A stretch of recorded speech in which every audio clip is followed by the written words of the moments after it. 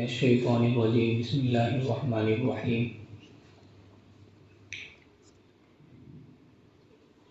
الحمد للہ رب العالمین الرحمن الرحیم مالک یوم الدین ایاک نعبد و ایاک نستعین اهدنا الصراط المستقیم صراط الذین انعمت علیہم غیر المغضوب علیہم ولا الضالین۔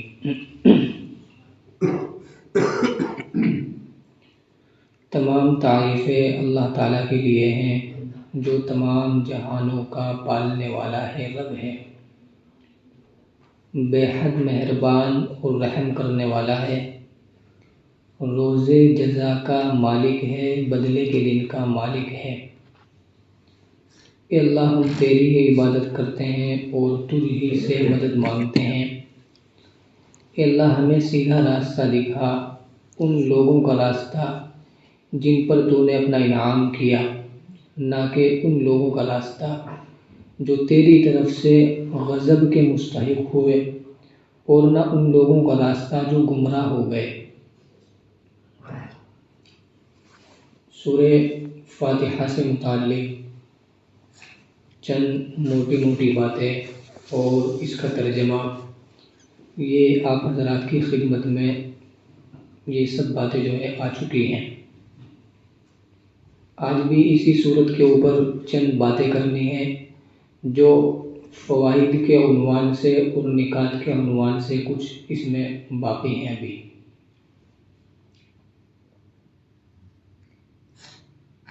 سب سے پہلی چیز تو یہ کہ ہمارے یہاں جو دعا کرنے کا طریقہ ہے، عموماً ائمہ حضرات میں بھی اور تنہا ہر آدمی جو اپنی دعا کرتا ہے اس میں بھی، کہ درود شریف سے ہم دعا کو شروع کرتے ہیں۔ ہم جو اپنی دعاؤں کو شروع کرتے ہیں وہ درود شریف سے کرتے ہیں۔ اللہم صلی علی محمد وعلی آل محمد کما صلیت علی ابراہیم وعلی آل ابراہیم انک حمید مجید، اور پھر اللہم مبارک پڑھ کے جو کچھ مانگنا ہے مانگتے ہیں۔ یہاں اللہ تبارک و تعالیٰ نے جو طریقہ سکھلایا ہے دعا کرنے کا، وہ یہ ہے کہ سب سے پہلے اللہ تعالیٰ کی تعریف ہو، اور دوسرے نمبر پر ہے نبی صلی اللہ علیہ وسلم پر درود شریف ہو، اور تیسرے نمبر پر پھر جو اپنی بندے کو دعا مانگنی ہے وہ دعا ہو۔ حدیث شریف میں حضرت عمر رضی اللہ عنہ فرماتے ہیں، الدعاء موقوف بین السماء والارض لا يصعد منها شيء حتى تصلی علی نبیک، کہ دعا زمین اور آسمان کے درمیان معلق رہتی ہے، اوپر کو جاتی ہی نہیں جب تک کہ تم اپنے نبی پر درود نہ بھیج دو، درود شریف نہ پڑھ لو۔ تو درود شریف کا حکم جو ہے وہ حضرت عمر رضی اللہ عنہ کا یہ اثر ہے، اس کی وجہ سے ہے۔ تو جو مسنون طریقہ ہے اور افضل طریقہ ہے، بہتر طریقہ ہے جو حدیث شریف میں آیا ہے دعا کرنے کا، وہ یہ ہے کہ سب سے پہلے اللہ تبارک و تعالیٰ کی تعریف ہو، اس کے بعد نبی صلی اللہ علیہ وسلم پر درود شریف پڑھا جائے، اور نمبر 3 اب جو کچھ مانگنا ہے وہ مانگا جائے۔ اب ہر آدمی تو عربی نہیں جانتا ہے، درود شریف تو سب نے یاد کر رکھا ہے نماز میں جو پڑھنا ہے، تو ہر آدمی عربی نہیں جانتا تو اللہ تبارک و تعالیٰ کی تعریف عربی میں کیسے کرے گا؟ تو جواب یہ ہے کہ عربی میں ہی تعریف کرنا ضروری نہیں ہے، اپنی دیہاتی زبان میں بھی ہم اردو میں کر سکتے ہیں۔ اے اللہ، تمام تعریف تیرے ہی لیے ہے، اے اللہ تو ہی خالق ہے، تو ہی مالک ہے، اے اللہ تمام چیزوں کا مالک تو ہی ہے، اے اللہ تیرے حکم کے بغیر کوئی چیز کچھ بھی نہیں ہو سکتا ہے، پتہ نہیں ہل سکتا ہے، جی ذرہ نہیں اڑ سکتا ہے، تو یہ سب بھی اللہ تبارک و تعالیٰ کی تعریف ہے۔ ایسے ہی اگر ہمیں عربی ہی میں تعریف کرنی ہے تو سورہ فاتحہ سب کو یاد ہے، شروع کی 3 آیتیں پڑھ لیں، الحمدللہ رب العالمین الرحمن الرحیم مالک یوم الدین، اس کے بعد درود شریف پڑھ لیں۔ یہ ان شروع کی 3 آیتوں میں اللہ تبارک و تعالیٰ کی تعریف ہو گئی، اور اس طرح ہو گئی جس طرح اللہ تعالیٰ نے سکھائی ہے سورہ فاتحہ میں۔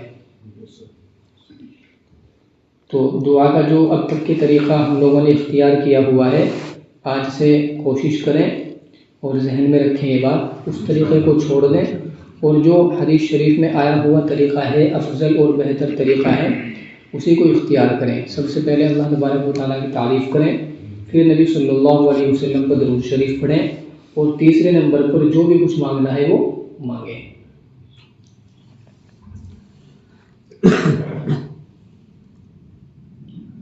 دوسری چیز، ایاک نعبد و ایاک نستعین۔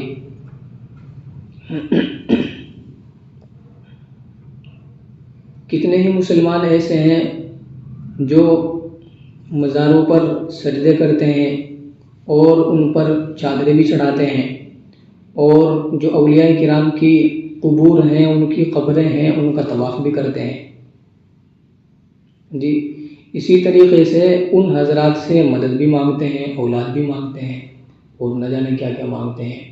کوئی جھاڑو چڑھا کے آتا ہے، کوئی نمک چڑھا کے آتا ہے جی، کوئی کھچڑی چڑھا کے آتا ہے، اور نہ معلوم کیا کیا خرافات اور بدعات ہیں۔ حالانکہ وہ روزانہ کیا پڑھتا ہے نماز میں، ایاک نعبد و ایاک نستعین۔ کیا مطلب ہے اس آیت کا؟ اے اللہ ہم تیری ہی عبادت کرتے ہیں اور تجھی سے مدد مانگتے ہیں۔ اور پھر عبادت کس کی بھی کر رہا ہے؟ وہاں مزار کی بھی جا کے کر رہا ہے۔ سجدہ کرنا یہ تو عبادت ہے، صرف اللہ تبارک و تعالیٰ کی ہو سکتی ہے۔ طواف کرنا یہ تو صرف اللہ تبارک و تعالیٰ کے گھر کا ہو سکتا ہے، خانہ کعبہ کا ہو سکتا ہے، کسی ولی کی خبر کا تو نہیں ہو سکتا۔ نبی صلی اللہ علیہ وسلم تمام ولیوں کے سردار ہیں، تمام انبیاء کے سردار ہیں۔ جتنے بھی اولیاء کرام کے مزار بنے ہوئے ہیں، کسی کا بھی یہ عقیدہ نہیں ہے کہ یہ حضور سے بھی افضل ہیں۔ بتاؤ بھائی، کوئی کتنا ہی بڑا بزرگ کیوں نہ ہو، لیکن وہ آپ صلی اللہ علیہ وسلم سے افضل نہیں ہو سکتا۔ کوئی نبی بھی آپ سے افضل نہیں ہے۔ لیکن بتلاؤ کتنے آدمی ہیں جو نبی صلی اللہ علیہ وسلم کے روضہ اطہر کا وہاں جا کر طواف کرتے ہیں؟ جائز ہی نہیں ہے، بالکل حرام ہے۔ تو جو افضل ہے، جو نبیوں کے بھی امام ہیں، تمام نبیوں کے سردار ہیں، ان کی قبر کا طواف کرنا اور ان کو سجدہ کرنا جائز نہیں ہے۔ تو جو ان سے کم درجے کے ہیں ان کو کیسے جائز ہو سکتا ہے؟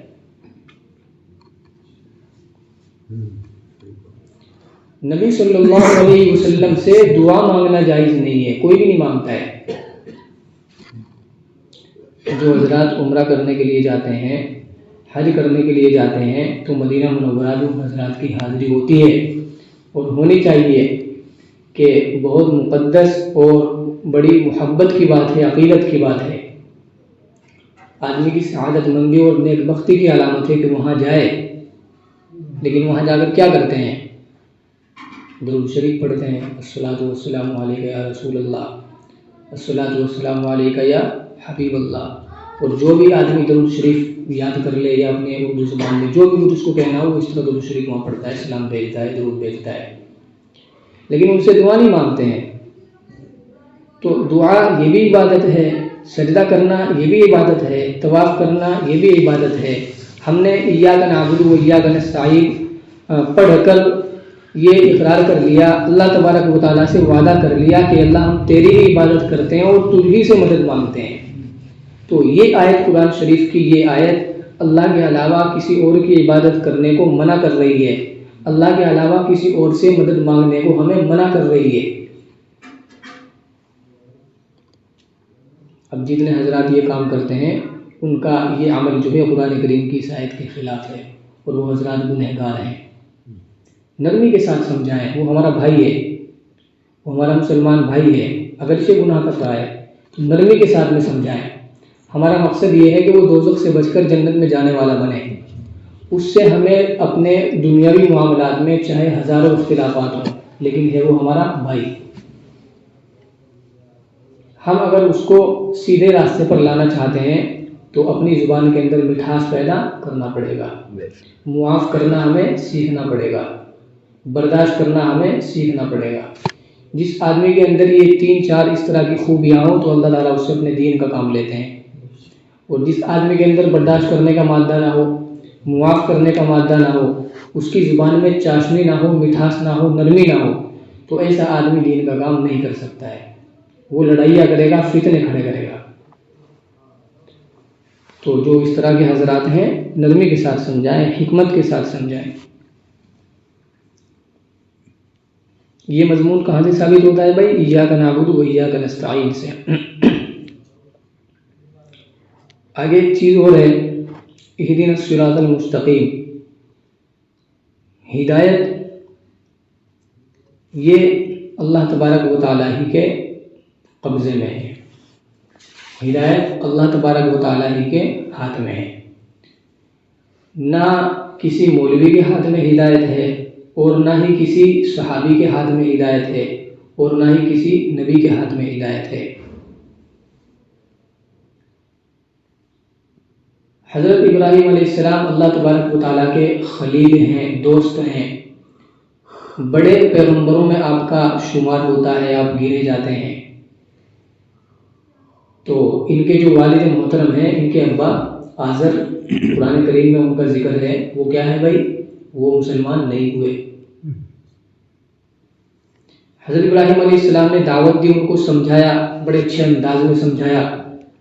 بھلا نبی سے بڑھ کر اچھا انداز اور کس کا ہو سکتا ہے؟ یا ابت لا تعبد الشیطان، اے میرے پیارے ابا تم شیطان کی بات کیوں مان رہے ہو؟ ان الشیطان کان للرحمن عصیا، سورہ بقرہ کی آیت ہے، سورہ مریم۔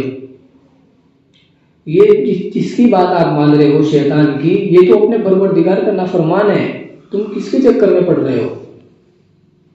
یا ابت انی اخاف ان یمسک عذاب من الرحمن، اے میرے پیارے ابا مجھے تو اندیشہ ہے کہ کہیں اللہ تبارک و تعالیٰ کا عذاب تمہیں نہ پکڑ لے، اپنی لپیٹ میں نہ لے لے، تم کہاں ہدایت کے راستے کو چھوڑ کر شیطان کے راستے پر چل رہے ہو؟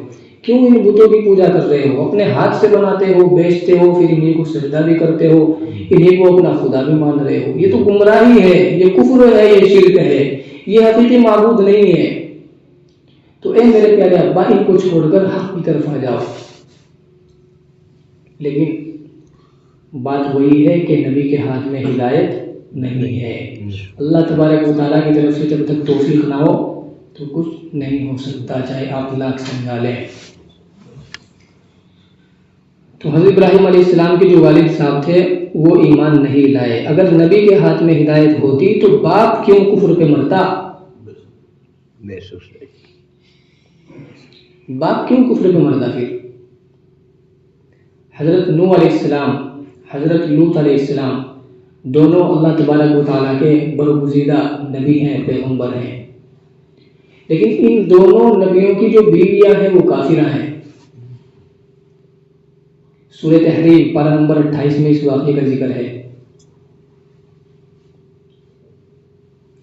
ضرب اللہ مثلا للذین کفروا امرأة نوح وامرأة لوط كانتا تحت عبدين من عبادنا صالحين فخانتاهما فلم يغني عنهما من الله شيئا وقيل ادخلوا النار مع الداخلين۔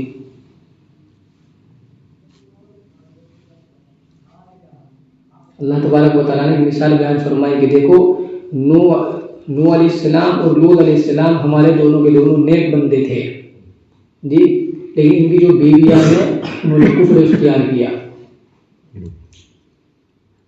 فلم یغنی عنہما من اللہ شیئا، تو اللہ تبارک و تعالیٰ کے عذاب سے ان کو کوئی چیز نہ بچا سکی۔ اور جس طرح دوسروں کے اوپر عذاب آیا، ان کو بھی کہا گیا کہ تم بھی دوزخ میں داخل ہو جاؤ، جس طرح اور دوسرے حضرات جو کافر ہیں، وہ غیر مسلم ہیں، وہ داخل ہو رہے ہیں، تمہارا بھی وہی ٹھکانہ ہے۔ اگرچہ تم نبی کی بیوی ہو، لیکن چونکہ ایمان ساتھ میں نہیں ہے تو جاؤ گی دوزخ میں ہی۔ تو اگر ہدایت نبی کے ہاتھ میں ہوتی تو نوح علیہ السلام کی بیوی کیوں کفر پہ مرتی؟ لوط علیہ السلام کی بیوی کیوں کفر پہ مرتی؟ کیا کوئی چاہتا ہے کہ اس کی بیوی دوزخی ہو جائے؟ نبی صلی اللہ علیہ وسلم کے پیارے چچا ابو طالب ہر موڑ پہ ساتھ دینے والے جی، کفار و مشرکین قتل کرنے کے لیے آئے تو راستے کی دیوار بن گئے۔ کون؟ ابو طالب۔ پیارے چچا تم میرے کان میں کلمہ پڑھ لو، میں گواہی دے دوں گا کہ ہاں انہوں نے اسلام قبول کر لیا تھا، کلمہ پڑھ لیا تھا۔ لیکن بات وہی ہے، اللہ فرماتے ہیں پارہ نمبر 20 میں سورہ قصص انک لا تہدی من احببت ولکن اللہ یہدی من یشاء. نبی آپ جس کو چاہے ہدایت نہیں دے سکتے ہیں, اللہ جسے چاہے ہدایت دے دیتا ہے. تو اس لیے انبیاء کرام کا کام بھی, اور جو انبیاء کرام کے وارث ہیں علماء کرام, ان کا کام بھی, اور اسی طریقے سے جو عوام لوگ ہیں دعوت و تبلیغ کا فریضہ انجام دے رہے ہیں, امر بالمعروف اور نہی عن المنکر کر رہے ہیں, لوگوں سے کہنا سننا رکھتے ہیں, ہم سب کے ہاتھ میں کوئی ہدایت نہیں ہے. ہمارا کام کہنے کا ہے اور سننے کا ہے. جو حق ہے اس کو کھول کے بیان کر دو, جو باطل ہے اس کو کھول کے بیان کر دو. آگے دوسرے کی مرضی وہ عمل کرے یا نہ کرے. لست علیہم بمسیطر, اے نبی آپ ان کے اوپر داروغہ نہیں ہے کہ آپ لاٹھی کے زور سے منوا کے رہیں. نہیں, آپ کا انما انت مذکر, آپ کا کام تو نصیحت کر دینا ہے, تذکیر کر دینا ہے, واعظ کر دینا ہے. بس آپ کو آپ کی تبلیغ کا اجر مل گیا, ثواب مل گیا. اب آگے اس کی مرضی وہ مانے یا نہ مانے.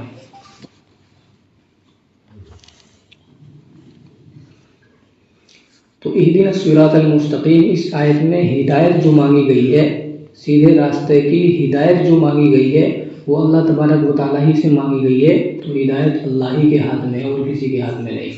بعض لوگ کہتے ہیں کہ نبی کے ہاتھ میں بھی ہدایت ہے, فلاں کے ہاتھ میں بھی ہدایت ہے, تو یہ غلط عقیدہ ہے.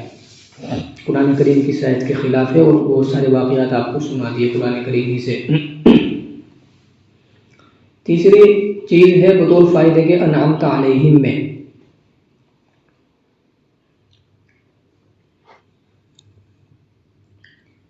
ایک شخص انگریزی بہت اچھی جانتا ہے, اس نے بہت ہائی لیول کی انگریزی پڑھی ہے, انٹر پاس کیا ہے, اور پی ایچ ڈی اس نے پتہ نہیں کیا کیا ہے, باہر ملکوں میں پڑھ گیا ہے.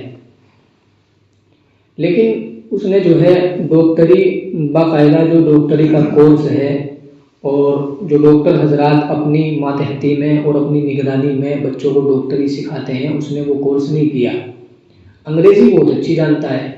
اب یہ شخص ڈاکٹری کی کوئی کتاب لے اور اس کا مطالعہ کرے, اس کو پڑھے اور سمجھے, تو کیا یہ شخص ڈاکٹر بن جائے گا؟ نہیں بن سکتا ہے. یہ اگر اپنی دکان کھول کے بیٹھے گا بھی تو بستیاں آباد نہیں ہوں گی بلکہ قبرستان آباد ہوں گے. یہ لوگوں کو مارے گا, اس کو تجربہ نہیں ہے. جو ماہر ڈاکٹر ہیں ان کی خدمت میں رہ کر اس نے کام نہیں سیکھا, اس نے صرف پڑھا ہے, سیکھا نہیں ہے. اس نے صرف پڑھا ہے, گناہ نہیں ہے. ایک کتاب آتی ہے, اس میں کھانا بنانے کے, ہر قسم کے پکوان بنانے کے اس میں سب طریقے لکھے رہتے ہیں. اتنا نمک ڈلے گا, اتنا پانی ڈلے گا, اتنی مرچیں ہوں گی, جب پانی اتنا ابل جائے تو اب یہ کرنا ہے, جب اتنا ابل جائے تو اب یہ کرنا ہے. اس میں تمام چیزیں لکھے رہتی ہے. شاہی پکوان کے نام سے آتی ہے شاید, یا کوئی اور نام ہو. تو اس کتاب کا مطالعہ کیا ایک شخص نے اور اچھی طرح اس کو سمجھ لیا. تو محض کتاب کو سمجھ لینے سے اور اس کا مطالعہ کر لینے سے اس کو آپ اپنی شادی میں بلا لیں گے کہ بھائی آپ کو کھانا بنانا ہے 200 آدمیوں کا, 300 آدمیوں کا, وہ ناس مار کے جائے گا, اس سے کھانا بنے گا ہی نہیں. کیونکہ اس نے کھانا بنانے کا جو طریقہ تھا اس کو پڑھا ہے. جو ماہر طباخ ہے, باورچی ہے, اس کے پاس رہ کر اس نے کھانا بنانا نہیں سیکھا. تو یہ سب چیزیں سیکھنے کے لیے جو طریقہ ہے وہ معلوم بھی ہونا چاہیے, اور جو بتانے والا ہے, سکھانے والا ہے, وہ بھی ساتھ میں ہونا چاہیے. دونوں چیزیں ملیں گی, کتاب ملے گی اور استاد ملے گا, تو آدمی کام کا بنے گا. چاہے ڈاکٹری میں ہو, چاہے کھانا بنانے میں ہو, چاہے اور دنیا کا کوئی بھی کام آپ سیکھ لیں. ایسے ہی قرآن کریم ہدایت کی کتاب ہے. ایک شخص نے, اس نے عربی سیکھ لی بہت اچھی, سعودیہ میں رہنے لگا, عربی بہت اچھی سیکھ لی اس نے, قرآن کریم کا جو ترجمہ ہے وہ اس کو سمجھ میں آنے لگا. لیکن اس نے باقاعدہ ماہر علماء کرام کی صحبت میں رہ کر علم دین کو نہیں سیکھا, نہیں پڑھا. لیکن اردو بھی وہ جان گیا, عربی بھی وہ جان گیا, اور قرآن کریم کا جو ترجمہ ہے عربی کے قواعد کے مطابق وہ اس کو کر بھی لیتا ہے. تو قرآن کریم, صرف قرآن کریم اس کی ہدایت کے لیے کافی نہیں ہے, بلکہ کتاب کے ساتھ ساتھ اس کو بھی ملاؤ جو اللہ تبارک و تعالیٰ نے سکھانے والا بھیجا تھا, نبی. جتنی بھی آسمانی کتاب اللہ نے نازل کی ہے, توریت ہو, انجیل ہو, زبور ہو, قرآن کریم ہو, یا یہ تو بڑی بڑی کتابیں ہیں، جو چھوٹے چھوٹے رسالے آئے ہیں، صحیفے آئے ہیں، صحف ابراہیم اور موسیٰ، جی حضرت ابراہیم علیہ السلام کو صحیفے دیے گئے، حضرت آدم علیہ السلام کو صحیفے ملے ہیں، حضرت شیس علیہ السلام کو صحیفے ملے ہیں، جو باقاعدہ مستقل کتاب نہیں تھی بلکہ کچھ رسالے تھے، چھوٹے چھوٹے کتاب تھے۔ تو جو بھی کوئی کتاب اللہ نے نازل کی ہے، اس کتاب کے ساتھ نبی کو ضرور بھیجا ہے، اس کتاب کے ساتھ کتاب کو سمجھانے والا ضرور بھیجا ہے، کتاب کو سکھانے والا ضرور بھیجا ہے۔ ایسا تو ہوا کہ کتاب کوئی نہیں دی، صرف نبی بھیج دیا، اور جو ان سے پہلے نبی پر کتابیں آئی تھی اسی کے مطابق اس نبی نے عمل کرایا اپنی امت سے۔ لیکن ایسا کبھی نہیں ہوا کہ اللہ نے کوئی آسمانی کتاب نازل کی ہو اور اس کے ساتھ میں کوئی نبی نہ بھیجا ہو۔ تو جب کتاب بھی ساتھ میں ہوگی قرآن کریم، اور قرآن کریم کو جو سمجھانے والا ہے وہ بھی ساتھ میں ہوگا، تب ان دونوں چیزوں سے مل کر ہدایت مکمل ہوگی۔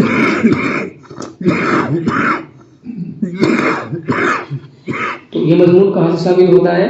صراط الذین انعمت علیہم سے، کہ یہاں جب ہدایت کی دعا اللہ تبارک و تعالیٰ کرا رہے تھے بندوں سے، تو کتاب اللہ نہیں کہا کہ کتاب اللہ کے راستے پر چلو، اللہ کی جو کتاب ہے اس کے راستے پر چلو، نہیں، بلکہ وہ 4 جماعتیں ہیں، 4 طبقات ہیں، ان کی طرف اشارہ کیا۔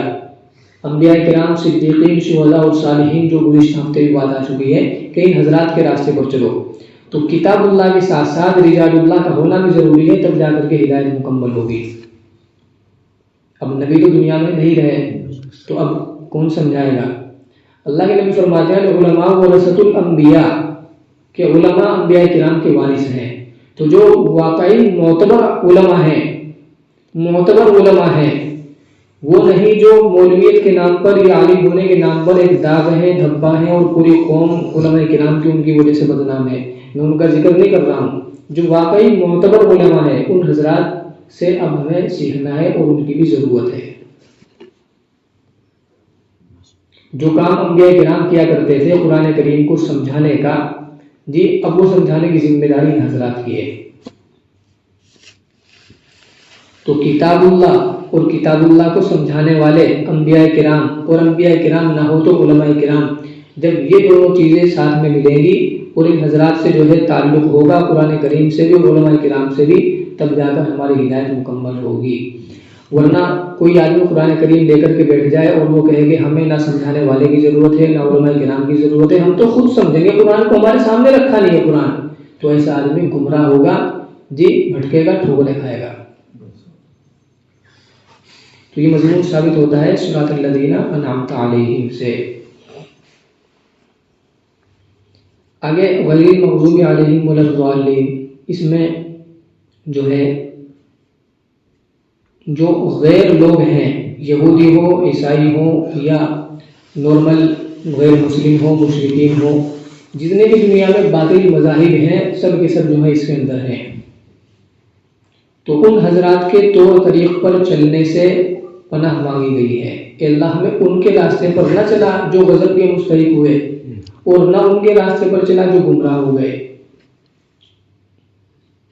دین اسلام حق مذہب ہے، ان الدین عند اللہ الاسلام، اللہ فرماتے ہیں، یہ 3 پارے کی آیت ہے سورہ آل عمران، کہ اللہ کے نزدیک دین جو ہے نا وہ تو صرف اسلام ہے بس۔ اور 3 پارے کے آخری صفحے کی آیت ہے وَمَن يَبْتَغِ غَيْرَ الْإِسْلَامِ دِينًا فَلَن يُقْبَلَ مِنْهُ، کہ جو آدمی مذہب اسلام کو چھوڑ کر کوئی دوسرا دین اختیار کرے گا، اس کو اپنائے گا، تو فَلَن يُقْبَلَ مِنْهُ، تو اللہ کے یہاں اس دین کو اس کی طرف سے قبول نہیں کیا جائے گا۔ یہ تو کوئی دین ہے، یہ کوئی دین نہیں ہے، یہ تو ہمارے یہاں قبول نہیں ہے، ہمارے یہاں تو دین اسلام قبول ہے بس۔ آگے فرماتے ہیں وَهُوَ فِي الْآخِرَةِ مِنَ الْخَاسِرِينَ، اور یہ شخص دین اسلام کو چھوڑ کر دوسرے دین کو اختیار کرنے والا شخص جو ہے آخرت میں خسارہ اٹھائے گا، نقصان اٹھائے گا۔ وہ خسارہ کیا ہوگا؟ اللہ تبارک و تعالیٰ کی ناراضگی۔ وہ خسارہ کیا ہوگا؟ دوزخ میں اس کا داخلہ ہوگا۔ تو جو حضرات دین اسلام کے علاوہ کو ماننے والے ہیں ان حضرات کے طور طریق پر چلنے سے اس میں جو ہے پناہ مانگی گئی ہے، اور ہر شخص جو بھی سورہ فاتحہ پڑھتا ہے وہ اس چیز سے جو ہے اس کی دعا کرتا ہے کہ اللہ ان غیروں کے راستے پر ہمیں نہ چلا۔ اب کیا ہے، میں نے تفصیل کے ساتھ تو یہ بات بتلائی تھی، آج صرف اشارتاً کافی ہے میرے خیال میں، کہ اب نیا سال آنے والا ہے، تو نیا سال بھی بہت سارے مسلمان منائیں گے، اور بہت سارے مسلمان ہیں جو اپنا برتھ ڈے بھی مناتے ہیں جی، اور بہت سارے مسلمان ہیں جو جن کے اندر ایسی ایسی رسمیں اور ایسی ایسی چیزیں وہ پھیل چکی ہیں کہ جن کا دین اسلام سے کوئی تعلق نہیں ہے۔ جتنے بھی ہمارے خوشی کے موقع ہیں، جتنے بھی ہمارے مسلمانوں کے یہاں غمی کے موقع ہیں، ان میں دنیا بھر کے رسم و رواج جن کا نہ دنیا کا کوئی فائدہ نہ آخرت کا کوئی فائدہ، نقصان ہی نقصان ہے کہ پیسے کی بربادی جی، اور فضول خرچے اس میں دنیا بھر کے ہیں، اور پھر اللہ تبارک و تعالیٰ کی ناراضگی، نبی صلی اللہ علیہ وسلم کی سنتوں سے انحراف، ان کی جو ہے بے قدری، تو یہ سب چیزیں نقصان ہی نقصان اس میں شامل ہے۔ اور اب یہ روٹ گیا، اب وہ روٹ گیا، مجھے نہیں معلوم کیا، یہ نہیں کیا، یہ نہیں کیا، یوں بھی کوئی بیاہ شادی ہوتی ہے، یوں بھی کوئی کام ہوتا ہے، اب ساری عمر ان کو مناتے پھرتے رہو۔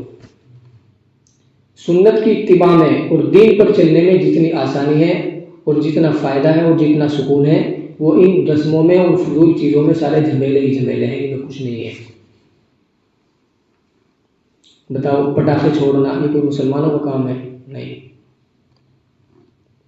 چوڑی پہنانے کی رسم ہے، گھٹنا لگانے کی رسم ہے، جوڑے بھیجنے منگانے کی رسم ہے، سلامی کی رسم ہے، جوتا لگونے کی رسم ہے، اور آپ حضرات مجھ سے زیادہ جانتے ہیں دنیا بھر کی رسمیں ہیں، اور صرف شادی ہی میں نہیں، عقیقہ ہو رہا ہے اب اس میں بھی رسمیں ہونے لگی ہیں، بچے کی ختنہ کر رہے ہیں تو اب اس میں بھی کچھ رسمیں ہونے لگی ہیں، اور آپ کے اور جتنے بھی خوشی کے غمی کے موقع ہیں، عدت کے موقع پر اتنی ساری رسمیں عورتوں نے گھڑ رکھی ہے کہ نمان والحفیظ، عدت کو بالکل جیل خانے سے بھی بدتر چیز بنا دیا عورتوں نے۔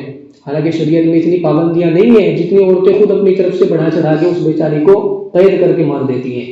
تم کھلے آسمان کے نیچے نہیں آ سکتی، بھائی کدھر لکھا ہے؟ بھائی تم فون پہ بات نہیں کر سکتی، بھائی یہ کہاں لکھا ہے؟ ہمیں بتاؤ ذرا۔ وہ خود ہی مولوی بن گئی، خود ہی مفتیہ بن گئی، خود ہی مسئلے بتانے لگی، خود ہی فتوے دینے لگی۔ تو حالانکہ عدت کرنی عورت ہی کو ہے، مرد کو تو عدت نہیں کرنی ہے۔ اب وہ خود ہی اپنے اوپر پابندی لگاتی ہیں اور پھر خود ہی جو ہے اس کا مزہ بھی چکتی ہیں۔ وہ خام خواہ کی قیدیں، خام خواہ کی پابندیاں ہیں۔ شریعت کی طرف سے تو بڑا مختصر کام ہے، ہر چیز میں بالکل سادگی ہے۔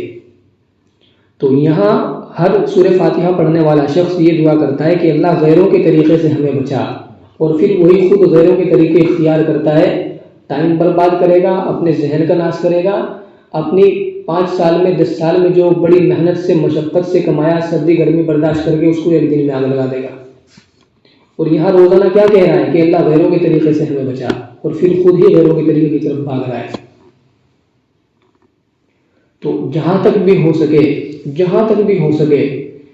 300 رسمیں ہو رہی ہے ہمارے یہاں عدت کے موقع پر، تو جہاں تک بھی ہو سکے آپ کا جتنا بھی اختیار و کنٹرول ہو، جتنا بھی ہو سکے آپ بچیں، 10 کو چھوڑ دیں، 20 کو چھوڑ دیں، 50 کو چھوڑ دیں، جہاں تک فاتقوا اللہ ما استطعتم، جتنا بھی ہو سکے تم اللہ تبارک و تعالیٰ سے ڈرو، یعنی گناہوں کو چھوڑتے رہو۔ بس بھائی یہ بات جو ہے آج مکمل ہو گئی۔ اب کچھ باتیں جو ہے مجھے ویسے ہی عرض کر لیا حضرات کی خدمت میں۔ ایک تو یہ کہ جو الحمدللہ تفسیر کا سلسلہ شروع ہوا ہے، بھائی نیت کو درست کرنا سب سے پہلا کام ہے۔ میری بھی نیت خالص اللہ کی رضا کے لیے ہو، اور آپ حضرات جو سننے والے ہیں ان حضرات کی نیت بھی صرف اور صرف یہ ہو کہ اللہ ہم تیرے لیے سن رہے ہیں، اور اس لیے سن رہے ہیں تاکہ ہمارے ذہن میں بات بیٹھے، سمجھ میں بات آئے اور ہم عمل کرنے والے بنیں۔ اس تفسیر بہت بڑی نعمت ہے، بہت بڑی نعمت ہے۔ 60 سال کی عمر ہو گئی، 70 سال کی عمر ہو گئی، اللہ کا قرآن جو ہمارے پاس آیا تھا ہم نے آج تک اس کو نہیں سمجھا۔ ہمیں اتنے سال ہو گئے نماز پڑھتے ہوئے، سورہ فاتحہ پڑھتے ہوئے، مگر اب تک ہمیں یہی نہیں پتہ چلا کہ اللہ نے سورہ فاتحہ میں کہا کیا ہے۔ تو یہ چیز سننے کو مل رہی ہے، یہ اللہ تبارک و تعالیٰ کی بہت بڑی نعمت ہے۔ آپ اس کی قدر کریں، ادب کے ساتھ، احترام کے ساتھ بیٹھیں اور توجہ کے ساتھ میں سنیں، اور اس چیز کو اپنی ناک کا مسئلہ بالکل نہ بنائیں کہ دیکھو ہمارے یہاں تو تفسیر ہو رہی ہے، تمہارے یہاں بھی ہو رہی ہے، دوسرے گاؤں میں یا اور دوسری مسجدوں سے آپ مقابلہ کرنے لگے۔ یہ بات بہت غلط ہے، اس سے دلوں کو تکلیف پہنچتی ہے، اور ناحق یا بغیر کسی بات کے ناجائز طور پر کسی بھی انسان کا دل دکھانا یہ گناہ کبیرہ ہے، بڑا گناہ ہے۔ تو میں خود بھی اس چیز سے بچوں اور آپ حضرات بھی اس چیز سے بچیں کہ اس چیز کو اپنی انا کا اور ناک کا مسئلہ بالکل نہ بنائیں. آپ جو ہے کسی کے سامنے فخر کے طور پر کہنے لگیں جس سے کہ دوسرے کو کچھ نیچا محسوس ہو، ایسا ہرگز نہ کرنا. اللہ تبارک و تعالیٰ نیتوں کو دیکھتے ہیں، دلوں کے حال کو دیکھتے ہیں. اگر ہماری نیتوں میں فساد آ گیا، یہ ایک دینی کام ہے، ہم اگر اس کو اپنی بڑائی کا مسئلہ بنا لیں گے تو ایسا بھی ہو سکتا ہے کہ اللہ تبارک و تعالیٰ اس کو بلی فرما دیں. بڑی مشکل سے اور بہت دعاؤں کے بعد اور بہت کوششوں کے بعد یہ کام شروع ہوا ہے. تو اس چیز کی طرف خاص طور سے خیال رکھیں. نیت میں بالکل فساد نہ آئے، نیت میں بالکل بگاڑ نہ آئے. توجہ کے ساتھ سنیں، عمل کی نیت سے سنیں اور سمجھنے کی نیت سے سنیں. اگر جو باتیں آپ حضرات کو یہاں سننے کو ملی ہے، آپ اگر وہی بات کسی دوسرے کو بتانا چاہتے ہیں تو اس میں بھی اس چیز کا لحاظ رکھیں کہ اس دوسرے کی عزت پہ حملہ نہ ہو. اچھے انداز میں اس کو سمجھائے کہ دیکھو بھائی یہ نئی بات ہمیں ملی ہے اور یہ صحیح ہے اور یہ غلط ہے. اچھے انداز میں اس کو سمجھائیں، اس کا دل نہ دکھے. چند لوگوں میں بیٹھ کر کے کسی کو دلیل کر دیا، بالکل غلط بات ہے. نبی صلی اللہ علیہ وسلم کے طریقے کے خلاف ہے. کسی کا نام لے کر بیان کر دیا کہ فلاں تو ایسا ہے، فلاں تو یہ گناہ کرتا ہے، یہ بالکل غلط بات ہے. نبی صلی اللہ علیہ وسلم جب کسی آدمی کے اندر کوئی عیب دیکھتے، کوئی گناہ کا کام دیکھتے تو آپ منبر پہ تشریف لاتے اور یوں کہتے ما بعد اقوام یفعلون کذا و کذا. ارے بھائی لوگوں کا کیا حال ہے، وہ ایسا ایسا کر رہے ہیں، نام نہیں لیا کرتے تھے. اب جس نے وہ کام کیا ہے یا جو اس کام میں مبتلا ہے وہ خود سمجھ جایا کرتا تھا کہ یار اس کام میں تو میری عزت کی عزت بچ گئی دوسرے کی، اور جو نصیحت کرنی تھی وہ بھی مقصد ہمارا حاصل ہو گیا. تو اگر واقعی ہم اللہ کے لیے کام کر رہے ہیں، ہم چاہتے ہیں کہ واقعی ہمارا بھائی راہ راستے پر آئے، تو ہمیں اس کی عزت کا خیال کرنا ہے اور جو طریقہ تبلیغ کا اور نصیحت کا اور سمجھانے کا اللہ کے نبی نے ہمیں بتایا اس کے اوپر عمل کریں. دوسری ایک اہم بات یہ کہ یہاں آپ حضرات سن رہے ہیں تو سنتے ہوئے کچھ چیزیں ذہن میں آتی ہے کہ یہ چیز معلوم کریں گے، یا پہلے سے کوئی مسئلہ آپ نے اپنے ذہن میں رکھا ہوا ہے کہ آج ہم یہ مسئلہ معلوم کریں گے، تو اس کی جو ہے اجازت ہے، بہت اچھی چیز ہے. ایک مسئلہ سیکھنے پر جو ہے اللہ تبارک و تعالیٰ ایسا نہیں ہے کہ کوئی نیکیاں نہیں ہے، ثواب کی بات ہے. دین کا ایک مسئلہ سیکھ لینا، قرآن کریم کی ایک آیت سیکھ لینا، یہ 100 رکعت نفل نماز پڑھنے سے بھی زیادہ ثواب رکھتا ہے. اور دین علم کا ایک باب سیکھ لینا، مثال کے طور پر تیمم ایک باب ہے تو تیمم کے مسئلے کسی نے سیکھ لیے، وضو کے مسئلے کسی نے سیکھ لیے، یہ 1000 رکعت نماز پڑھنے سے بھی زیادہ ثواب رکھتا ہے. تو دین سیکھنے سکھانے کا اتنا بڑا ثواب ہے. کوئی بھی مسئلہ آپ حضرات کے ذہن میں ہو تو آپ ضرور معلوم کریں. اور کوئی شرم و حیا کا مسئلہ ہے، زیادہ ہی شرم و حیا کا مسئلہ ہے تو وہ سب کے سامنے معلوم نہ کریں. اس میں بعض مرتبہ ایسا ہوتا ہے کہ آدمی کی بات ہے تو وہ سب کے سامنے ظاہر ہو جاتی ہے، تو وہ تنہائی